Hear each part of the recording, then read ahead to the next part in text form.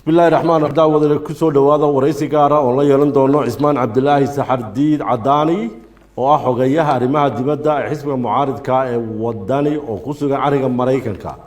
وصل عداني كسر دو ساب تيفي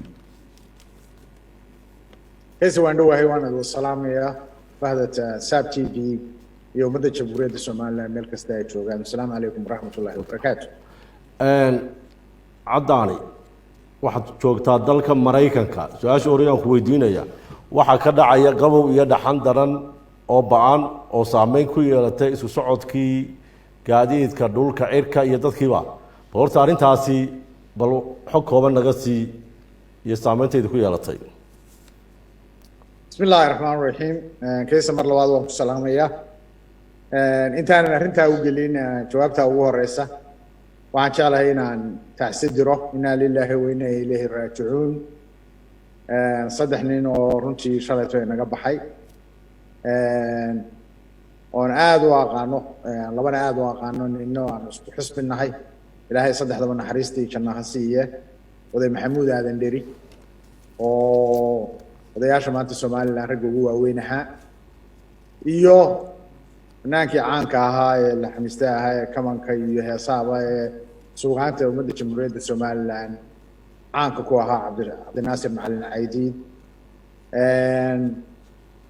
iyo Cabdifataax Cabdilaahi oo gacan ka xaq daranay xalalta ilaas aanood ku dishay kamidna ahaa xildhibaanadii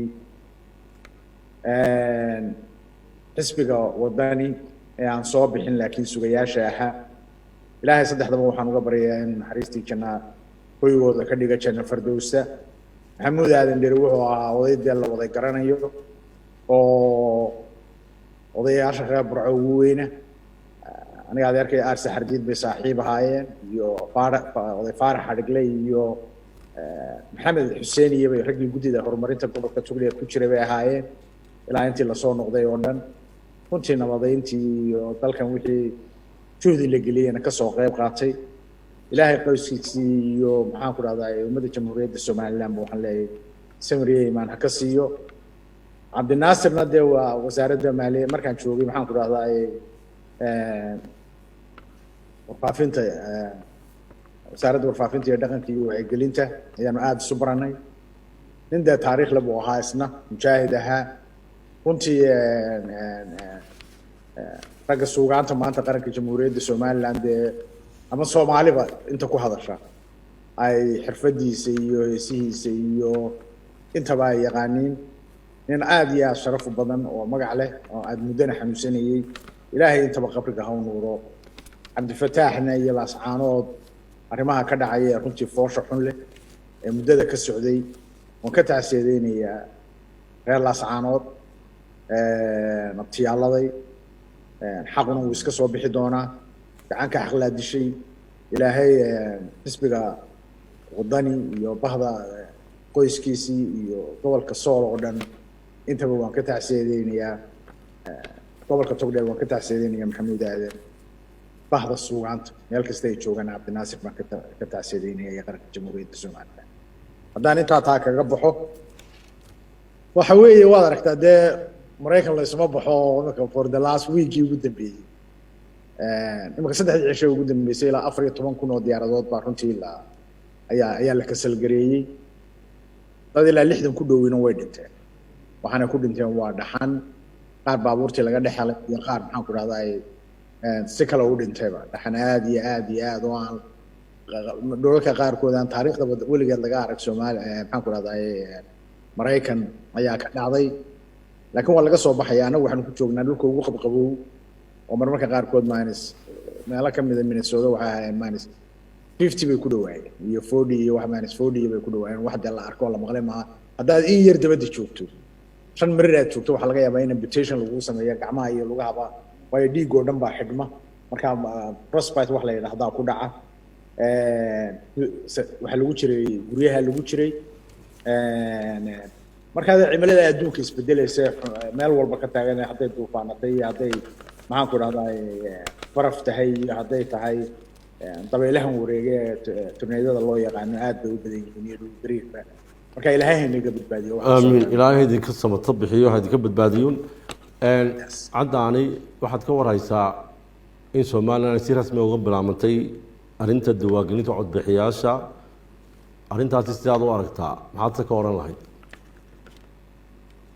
diiwaangelintu waxaan ka odhan lahaa runtii qof kasta oo qaranka jamhuuriyadda somalilan u dhashay oo somalilander ah oo doonaya inuu wax doorto ama isagaba la doorto waxa weeye waxa ku waajiba inuu qaato maxaan ku dhahdaa diiwaan waa xuquuqaha aasaasiga ee qofka muwaadinka uu leeyahay marka haddii haddaad tahay kuwii qaangaadhay iyo haddaad tahay kuwii kaadhku ka lumay iyo haddaad tahay kuwii warqada ku codeeyey markii hore iyo haddaad tahay nooc alla noocaad doontaba ee qof maanta aan kaadh haysan haddaad tahay noocuu doona ha noqdee waxaan ku boorinayaa ummadda jamhuuriyadda somalilan inay maxaan ku dhahdaa kaadhka qaataan oo ay ka hawlgalaan oo meel kasta ay joogaan goobaha alla ugu talagalay ay muddo bil u soconayaan meelaha qaarna malaa 15 buu soconayaa meelaha qaarna waxaan malaynayaa inuu bil soconaya saan warka ku hayo in maxaan ku dhahdaa hadday xuduudaha tahay iyo weliba iyo dhulka kale xoog maxaan ku dhahdaa kaadhka loo qaado waxaan ka warhaynaa maalintii dhaweyd xildhibaanada la dooranayay dad badan baa yidhi diiwaangelintii maanaan qaadan oo wax yar ama sooba bixin ama dirka ku soo baxay waxa weeye maanta joogta doorashadii madaxtooyada soo socota waxaan leeyahay ummadda jamhuuriyadda somalilan meel kasta aad joogto kaadhka qaado una codee maxaan ku dhahdaa oo kaadhka u qaado inaad kaga qayb gasho doorashada xisbiga wadani ee ummadda jamhuuriyadda somalilan maanta ay kusoo hiranayaan meel walba ummaddii maxaan ku dhahdaa ay isugu imaanayso marka waxaan ku boorinayaa qof walba inuu qaato cidduu doonayaba ha u codeeya in ummadda jamhuuriyadda somalilan qaataan ku boorinayo shalayto ururka guddiga diiwaangelinta somalilan waxay soo saareen qoraal ay ku sheegeen in xisbiyada qaranka ay ku dhammaadeen 16 Disembar isla markaana ay urur noqonayaan arrintaasi sidaad u aragtaa soo imika xisbigii wadani ee mucaaridka ahaa waqtigii kama dhammaanin oo isku bedeli maayo urur siyaasadeed ama xisbi ku meel gaara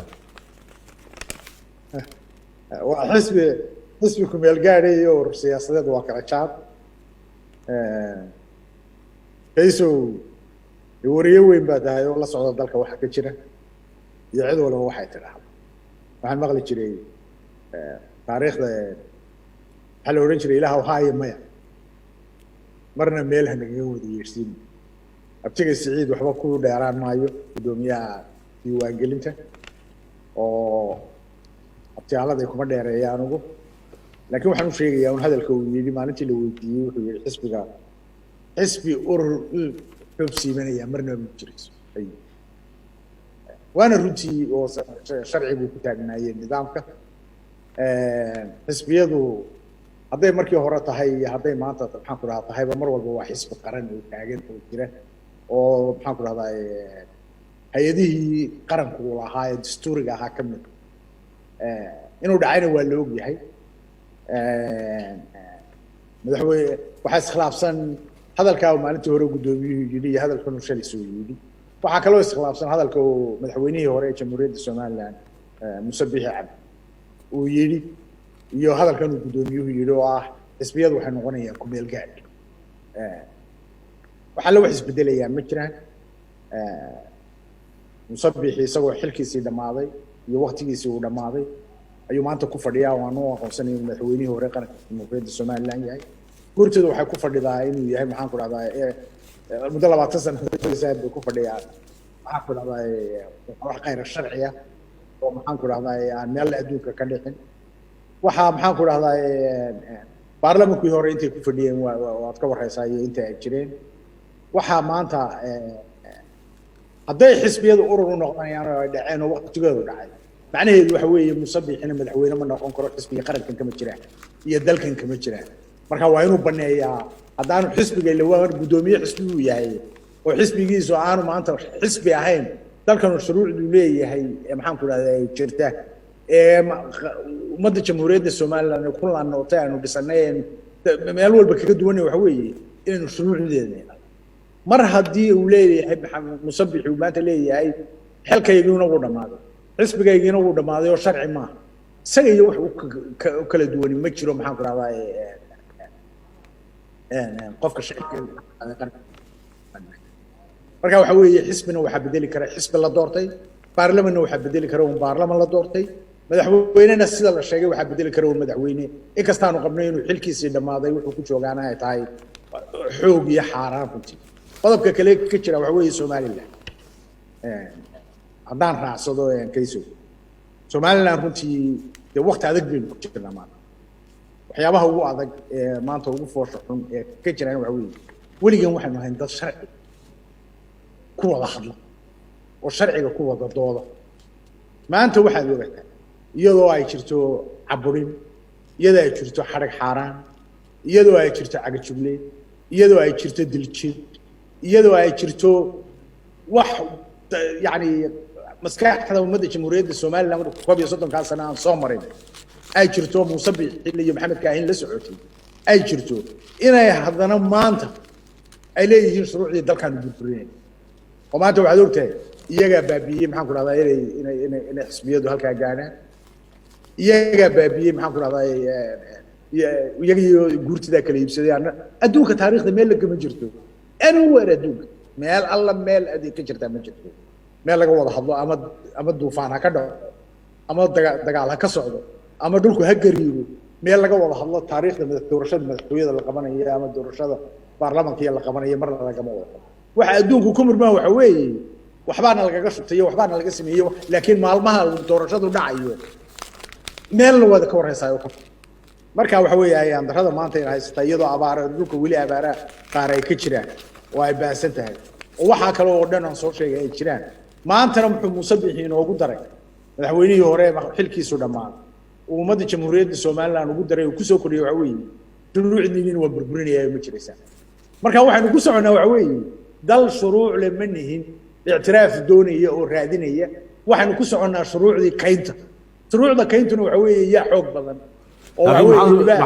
عاد ولا شيء ده شروع دل كبر برينية شروع دل كبر برينية وحوية سجى جالسين وهكذا محاكر هذا ومحاكر هذا وحنا وده ما يدعان سجى كورستو حرام كوردستي سجى كورتي إذا غيب مكتي سومها هاتلي إذا غيب مكتيين الله وحنا كنا يقيم مجلسنا وأنا وحزب المعارضة أنا وعن قال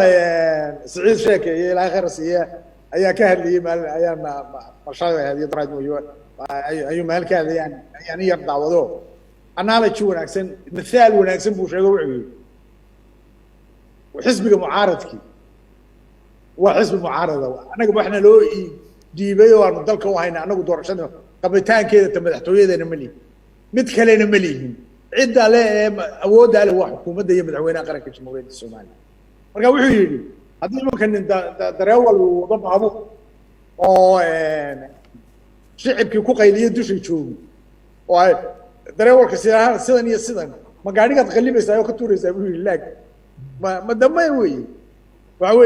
مسكين جيسني هو سويا وحلوقة فديا أنا وحنا كلنا مجدو. أنا وحاسو شروع عدمية عدم كدي Muuse Biixi baa ka masuula gidina waxa soo dhan wuxuu sameeyay shuruucda dalka oo baabinay si uu isagu kordhis xaaraan maxaan ku raahdaa uu helo oo runtii ka turjumaysa baahida maxaan ku raahdaa اعتراafkii aynu doonaynay iyo wanaagii aynu ku wada noolayn iyo dadkii uu kala fogeeyay wixii oo dhamay ka baxayaan daaqad cadaan waxaan ku weydiiyay ayaa ka masuula cadaan waxaan ku weydiiyay imika madaxweynaha xilka waa maaday laakiin isaga guurti baa sheegtay inay u kordhisay inkastoo ay hore u sheegtay in arinta ictiraafsanayn ama ogolayn idinka laftiina Soomaaliya oromay wax la idin kordhay ma jireen xisbigii hore wadani Soomaaliya maadaama day sharciga ka dhacay Soomaaliya kala ku tilmaami maayo waxaan lagu tilmaami maayo anaga waxa weeye waxaanu ka mid nahay hay'adaha dastuuriga ee jira لكن شرعي سمو دمان تمام كيسانو شرعي مو دمان أنا جو حنا بدل كرون اسمي الله والله دورتين أوران وحيد سيبرين أنا بجرتو دستور كنا مالك كما تعال سو قرميسي ماذا هو إنه هو كل استينا ما هدروا فيه اللي هو كل يوم وحن سمتان ولا أنا وحارة وصدا سو ما تكرر سوري يا رجال على هوا هرقب يوحبها جتين مركا ولا لو حوي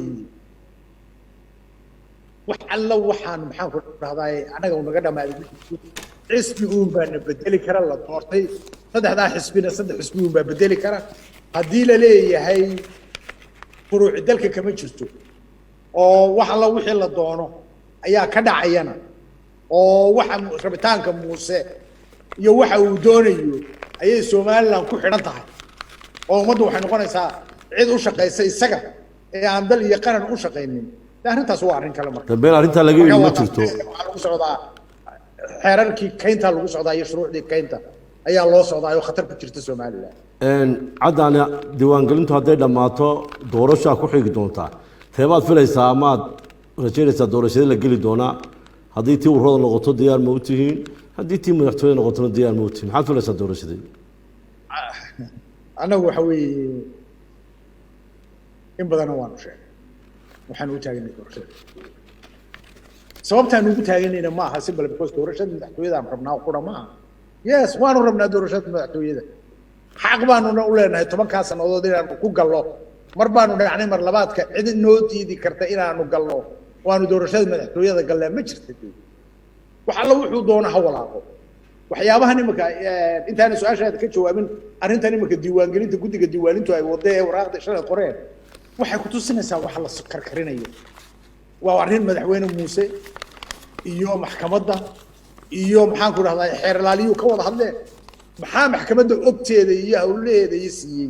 shaqadii guddiga diiwaangelintu way dhamaatay maalintii ay soo kala saareen 4 urur ee baxayay bay waqtigoodii dhamaatay 13 ay soo saareen iyo 3 xisbi waxay u gudbiyeen commissionka wixii ka hadlaya doorasho galaya iyo hawleeda shaqo ku leh wax meel alla meel ay guddiga diiwaangelintu maanta ka soo gashaa ma jirto waa qeyr sharci kayso soo garanaysi waxa weeye waxa loo gelinayaa og loo siinaya maxkamadda oo xeraaliya loo siinaya waxa weeye waa wax aad moodo shakhsiyaad ummadda jamhuuriyadda Soomaaliland waan uga diidayaa waxa la doonayaa in la yiraahdo guddi baa soo saartay aan sharciyad u lahayn oo maxkamadda sidaa loo mariyo ina bixi baa ka mas'uulo og xeraaliyihiisa la og waxaan oo dhan baa wax xaraana oo la karkarinayo oo aan qarannimada iyo dal soo maxaan ku raadayay jira oo xeerar ku kala dhaqmaan marnaba adduunka taariikhda ka laakiin caddaanay mashaki waa ku jira in waqtigii 10 sano 16 December idinka dhamaaday oo uu ku egyahay maya wuxuu shaki ku jiraa wuxuu shaki ku jiraa waxa weeye yaa doorashada madaxtooyada gelaya annagu waxaan leenahay waxa gelaya 3 xusbi ee u taagnaa 10 sanadood ee sharciga loo siiyay macnaheeduna ma aha wax xaraana iyo wax la karkariyay oo laga gardiday awgeed buu ku dhacay ma noqonayso waxaanu leenahay markaa annagu waxaan u taaganahay doorashadii madaxtooyada shuruucda baleenaysa shuruucda dalkana 3 baa ayuuba sharci loo hayaa commissionku way yahay 9 bilood baan ku qaban karnaa waxay sharci u hayaan oo guddiga doorashada madaxtooyada ururada uma hayaan sharci waayo xeernaantu wana doorashooyinka iyo xoofoojin labadaba hadda مدغو شرعي مدغو 3 doorasho ma la qaban karaa waa doorashada madaxtooyada waa qodob oo maanta tashruucdeedii awleed oo dhamaystiran waa doorashada deegaanka oo ururadii ay ku soo baxayaan oo yarayna maxaan ku rahdaa inaan dhaafo ay tahayna hadii la doonayo in la sugo hadii kalena xeerarka la bedeladii iyo doorashada baarlamaanka doorashada afraad xagee laga keenayaa ururada ma ina bixisa lagu soo sameynaya laakiin badan cadaanay guddiga doorashooyinku iyo go'aanka soo saaraan idinku ma u hogaasamaysaan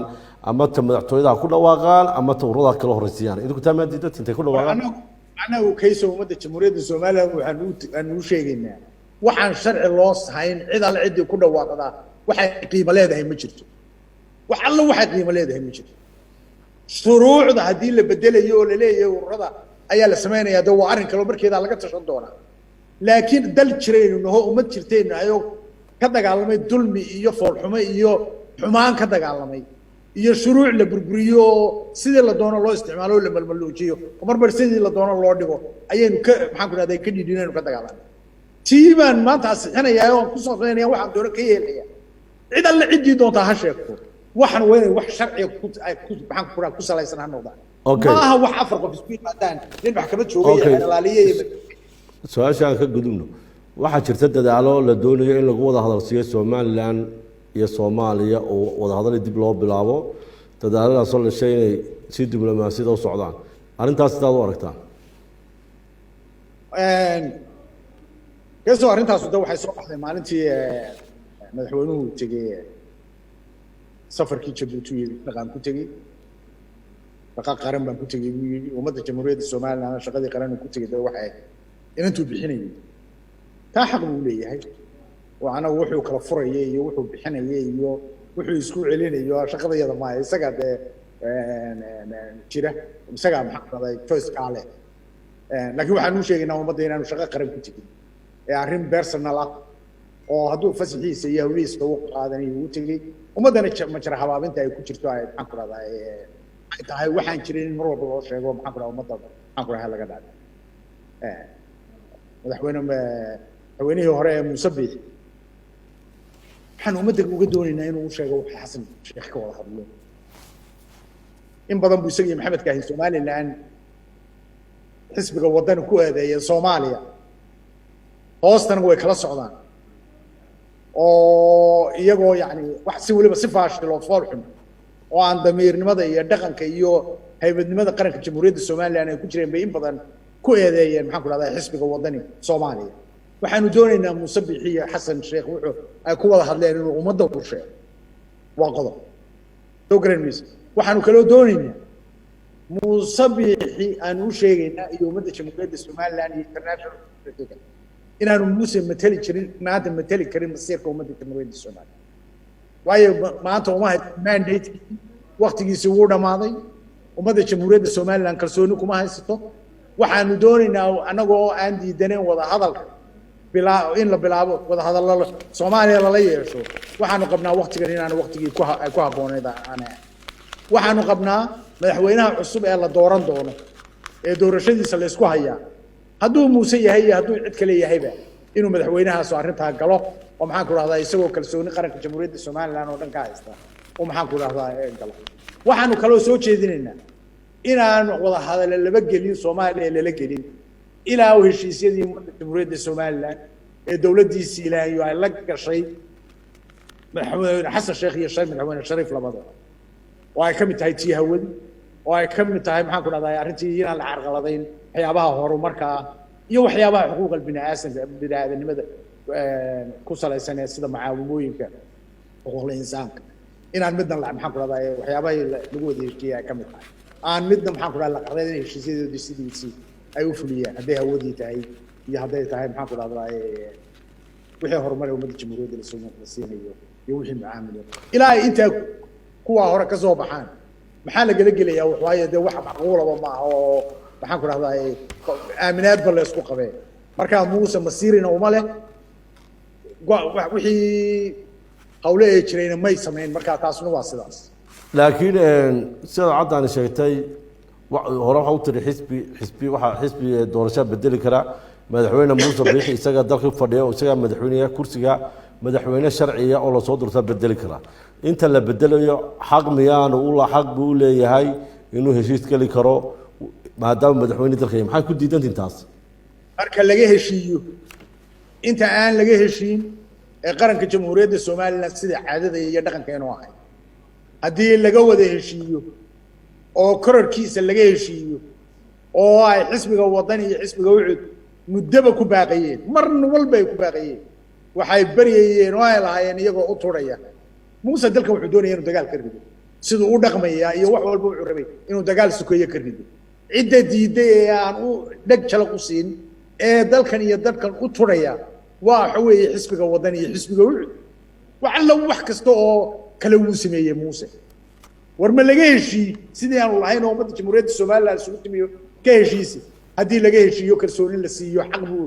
waanu siinaynaa inuu xaq u leeyahay maadaama waqtigiisii dhacay wax heshiisana laga gaadhin kordhiskiisa ummaddu kuma qabto qayb yar mooyaane wax alla waxay ku qabaan ma jirto sidaad og tahay muddaxileedkii madaxweynuhu waa dhammaaday iyo golaha guurtu waxaa liisankii 10 sano ka dhacay xisbiyada qaranka haddii xaaladdu sidaasi tahay arrintaas eedeeda ayaa leh maxaase xal ku noqon karaa arrintaas anigu labalabeyn maaye arrintaas waxay hor taallaa dul fadhida madaxweynihii hore ee qaranka jamhuuriyadda somaliland haddii cid la wadaagtana guddoomiyaha guursidaa la wadaaga cid kale oo shuqul ku leh oo arrintaa meel looga qaadaya ma jirto waxa weeye iyagaa wax walba difiyey iyagaa maxaan ku dhahdaa sidii neef adhiya labada gacmood isdhaafsaday oo yidhi adiguna 5 qaado anigana 2 ii kordhi oo wax taariikhda lagu arkay yani wax caqliga bini aadamku aanay maxaan ku dhahdaa qaadanay waxa dhibaato ka jirta dalka maanta haday sicir baratay haday wax kala tahay waxa ka xun sidaan hore u sheegay shuruucda la baabi'inayo ee la burburiyay ee ahayd tii dadka kala xadeynaysa oo dawladnimada iyo dalnimadu waxa ka mas'uula waxa quriyada dalku jira hore ugu mara ama ku baalowda waxa weeye markay shuruucdooda iyo nidaamkooda laakiin waxa weeye waxaas waa waxaanu ka dagaalanay waa waxaanu maxaan ku dhahdaa Soomaaliland ku burburtay waa waxa boqolaalka kun oo qof ay ku dhintay inta hore u sheegtay laakiin xalka maxaad u arki kartaa aduu war xalku waa mid quraw xalku waa mid quraw in saweynana loo geeyo haddii Soomaaliland la isugu imanayo xisbiga wadani diyaar buu u yahay haddii la isugu imanayo wixii xalay wada fadhiya ee qarankan iyo maxaan ku dhahdaa ummadda jamhuuriyadda Soomaaliland wax walba maxaan ku dhahdaa u sacrifice gareeyay dalkooda iyo dadkooda wixii wanaag ee la doonayay xisbiga wadani diyaar buu yahay horena waan idinku sheego waxaan ku yiri muuse dagaal buu doonayay sukayn dalka gariday cidda diiday inuu dalka dagaal ka dhaco waa wadani iyo cudweyn ma maxaad cadeymo haysaa arrintaas waxaan u haynaa facailka uu samaynayo ciidamada uu adeegsanayo waa wixii maxamed siyaad rabbi laga hortagay weey maxay u baahan tahay ma waxay u baahan tahay inuu rocket scientist yiraahdo waxaas iyo cadeymo u baahan tahay sharci darrada iyo amarada qaladka ee la bixinayo ummadda jamhuuriyadda Soomaaliland lagu jirdiilayo ama lagu xirayo ama lagu dilayo ayaa maxaan ku dhahdaa daliil dawa markaad madaxweyne tahay sharci ku siin maysa inaad qof Soomaaliland dira joogatay ama si degdeg intaad iska soo xidhido mandheere geyso aad tiraahdo aniga sii daayay hadana inta la jirdilo wixii la doono lagu sameeyo marka waxa weeyeen riwaayad baynu isugu sheekeynayna iyo waxaan jirin iyo khayaali iyo waxaan suurta gelin dadku ma aha caamo way arkaan waxa jira cidda dalka u tuurisana waa la arkaa waayo dalkan waxaanu ka leenahay runtu markay tahay laakiin dad badan baa idin qaba laftiina inay kuwa calqarada wada dalka burburinaya nabadgelyada sidaan ku weydana anagu cidna ma aan dilin wax xabad ma saaban bas uguma aan dhigin intaan cid direyskii ka soo saarnay dad shacaba oo maleeshiya oo kala oo yiri waxaan nahay sirdoon anagu ma aan oran askar dadkii xabad hoosta ugu dhiga anagu ma aan oran dadka suuqa magaalada maxaan ku ugu daata goormay wadan waxa sameeyay warniyo waxa weeye ummadan waxa weeye inay runta ku hadasho waayo qaranka muuse wuu tagi doonaa goornay noqotaba wuxuu yiri ninkii war miyaa la noolaan doonaa war wuxuu dalkan soo maray iyo waxaanu sameynay waa la noolaan doonaa uu tagayaa muuse inta la shaqaysataaba way tagi doonaan goornay noqotaba weligood jiri maaya ilaahay un baa joogayo jiraya waayahay masar cadaani waxaa tahay xogayaha arrimaha dibadda xisbiga wadani waxaad ku sugantay dalka maraykanka xidhiidh cusub ayaa u bilaabmay dalka maraykanka ee Soomaaliland arrintaasi adiga sidee kula muuqataa wallahi aniga waxay la muuqataa si weyn oo wanaagsan horta waxaan ku sheegayaa xidhiidhkan bilaabmay maaha xidhiidh muuse bixi la bilaabay xidhiidhkan ilaa madaxweynihii Allah u naxariistay Maxamed Ibrahim Cigaal maalintuu Mareykan yimid iyo maalintii SNM xafiiskii ugu horeeyay laga sameeyay Minnesota maxaan ku dhahdaa Mareykan Washington ilaa Ahmed Maxamuud Siilaaye madaxweynihii hore ilaahay cimrigiisa haraajo caafimaad naasi ilaa madaxweyne Rayaale intaasoo dhan xiriirkaas waa wax socday juhdi badan iyo dadka ummadda jamhuuriyadda Soomaaliland xisbiga ay doonaan ku jiraan iyo qofku doona ha noqdo ee Mareykan ku nool iyo raggii ka wada shaqeynayay xafiiska DC midba meel buu soo gaarsiiyay ayaa horta juhdiga soo bilaabay maanta ambassadorka joogana Bashiir Goodna aad iyo aad baan u hambalyeynaya run ahaantii laakiin waxa weeye waxa jira madaxweynuhu iyo sida loo muubinayo waxa jira isma leh laba islama wax macaawimo oo maanta horta